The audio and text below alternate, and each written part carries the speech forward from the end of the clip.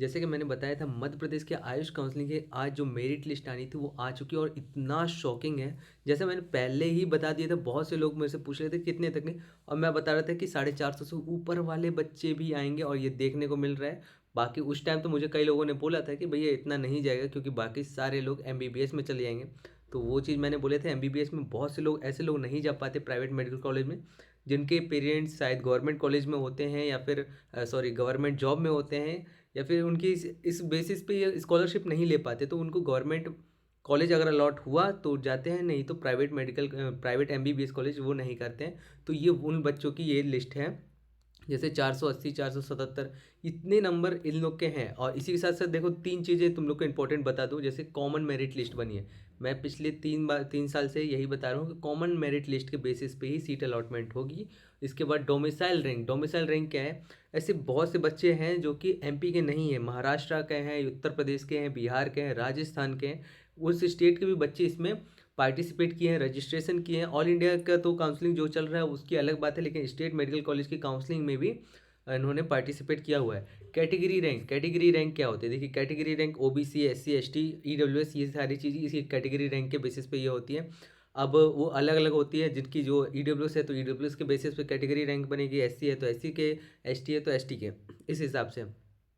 NEET के जो rank है, ये ऑल इंडिया रैंक देखो 56,880, यानी सीधा सीधा इतना कॉमन सेंस लगा लो कि इस रैंक से लेकर लगभग लगभग 12-13 से लेकर 20 लाख लोग, 20 लाख ऑल इंडिया रैंक के हिसाब तक भी लोगों ने यहाँ पे काउंसलिंग में पार्टिसिपेट किया है और डॉक्यूमेंट को वेरीफाई भी करवा लिया है। अब कितने लोग, लगभग 6,000 से ऊपर मैं बोलूँगा फर्स्ट राउंड में ही। देखो ये लिस्ट देखूँ, इस लिस्ट के हिसाब से 122 पेज तक के इन्होंने डिटेल दे रखी है। 122वें पेज में देखो 6,314, ये 6,314 लोगों ने यहाँ पे डॉक्यूमेंट का वेरिफिकेशन कराया है। एमपी डोमिसाइल रैंक देखो, एमपी डोमिसाइल रैंक 6,314 तो सभी बच्चे हैं जितने मिला के 5,687, यानी लगभग लगभग आप बोल सकते हो 300 600 से 650 बच्चे जो है कि आउट ऑफ एमपी के बच्चे हैं, जो कि हो सकता है महाराष्ट्र, यूपी, बिहार और भी जगह जगह के हैं। कैटेगरी रैंक ये अलग अलग है। बाकी सारी चीज़ देखो, मिनिमम मार्क्स से इसकी बात करें तो 113, जो कि ओबीसी, एससी, एसटी के लिए था क्वालिफाइंग मार्क्स, और जनरल के लिए कितना था? 144 नंबर क्वालिफाइंग मार्क था। तो उसी के बेसिस पे लोगों ने यहाँ पे फॉर्म फिलअप किए हुए हैं। अब कुछ लोगों को जैसे मैं बता दूं कि कैटेगरी रैंक के बारे में कई लोग बोलेंगे कि कैटेगरी रैंक के साथ साथ डोमिसाइल रैंक हमको कैसे फाइंड करना है। देखो domicile rank, MP domicile rank देखो, ये 1 2 3 4 कहीं पे देखो तुम लोग को ब्लैंक भी मिलेगा। अगर तुम लिस्ट को ध्यान से देखो, ये देखो 39th नंबर पे है एक बच्चा, तो उसका देखो यहाँ पे जो है सेकंड ब्लॉक यहाँ पे ब्लैंक है, यानी कि वो आउट ऑफ एमपी का है, वो यहाँ का नहीं है, यहाँ का डोमिसाइल उसे नहीं है। 463 मार्क्स वो लेकर यहाँ पे भी पार्टिसिपेट कर रहा है।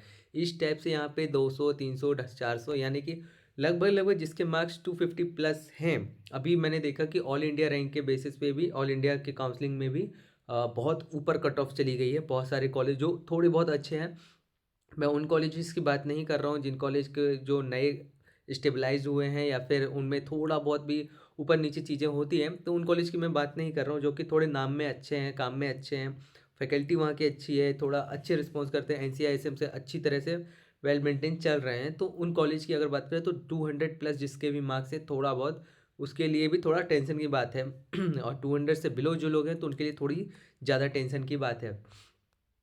तो जिसके जिसके रैंक जो जो आई है वो इस हिसाब से एक्सपेक्टेड अनएक्सपेक्टेड क्या किसको कौन सा कॉलेज मिलेगा कौन नहीं मिलेगा, अपना कमेंट बॉक्स में ज़रूर बता देना। और जिसने अभी तक सब्सक्राइब नहीं किया तो प्लीज़ सब्सक्राइब कर देना और वीडियो को लाइक ज़रूर कर देना। एक और इम्पॉर्टेंट बात अपन आपको बता देते हैं कि इसमें बहुत सारी कैटेगरीज ऐसी है जो कि इसमें अभी हुए नहीं। देखो देखो, एक ये कैटेगरी एसएन लगा है। अब ये क्या है? इसमें कुछ चीज़ें ऐसी हैं जो कि स्पेशल कैटेगरी क्लास वगैरह लग जाती है। देखो, नीट परसेंटाइज भी लिखा है, आउट ऑफ नंबर भी 496, यानी लगभग 500 से लेकर बच्चा 113 तक वाले भी हैं यहाँ पे। 500 के देखो, 400 के ऊपर बच्चे कितने हैं अपन देख लेते हैं नॉर्मली। ये अपन लगभग 400 के ऊपर अगर आए, 398 394, ये 400 यहाँ पे देख रहे हैं लास्ट। ये 400 के ऊपर देखें कितना, 600, लगभग 600 प्लस बच्चे यहाँ पे 400 से ऊपर मार्क्स हैं। अब सोच लो एमबीबीएस की क्या हालत थी और बीएमएस की हालत क्या होने वाली है। अभी तो मैं कुछ भी नहीं बोल सकता, लेकिन मेरिट लिस्ट जैसे आ गया, अपने आप को लोगों को प्रिडिक्ट हो गया होगा कि किसको गवर्नमेंट मिलना है, किसको प्राइवेट कॉलेज मिलना है। तो अभी से पैनिक होने की ज़रूरत नहीं है, क्योंकि कई बार ऐसा होता है ना कि चॉइस फिलिंग करने में लोग गलती कर बैठते हैं, या फिर कुछ ऐसी चीज़ें होती है कि कॉलेज लेवल पे भी आपको जानकारी ठीक से नहीं मिलती, और कॉलेज लेवल पे डॉक्यूमेंटेशन में आप कुछ गलतियाँ कर देते हो, आपका एडमिशन कैंसिल हो जाता है। तो बहुत सारी चीज़ प्रॉपर करते हुए चलना, चॉइस फिलिंग में हड़बड़ी नहीं करना। ज़रूरी नहीं है कि कल के दिन ही आप चॉइस फिलिंग कर देना, कि आपका 19, 20, 21 3 दिन का टाइम मिला, आप 19 तारीख को ही चॉइस फिलिंग कर दें। थोड़ा सा टाइम लेना, 20 तारीख को आप चॉइस फिलिंग कर सकते हैं। बहुत ज़्यादा इमरजेंसी केस है तो 19 तारीख की लास्ट में, मतलब रात के 11-12 बजे तुम नहीं करोगे तो मेरी बात मानना, थोड़ा सा रिसर्च करना, पेरेंट्स से बात करना, और 20 तारीख को ही चॉइस फिलिंग करना। और भी अगर कुछ डाउट आता है तो कमेंट बॉक्स में एक लिंक पिन है, उसको जाके फिलअप कर सकते हो। बाकी तो मिलते हैं नेक्स्ट वीडियो में, तब तक के लिए take care and bye bye.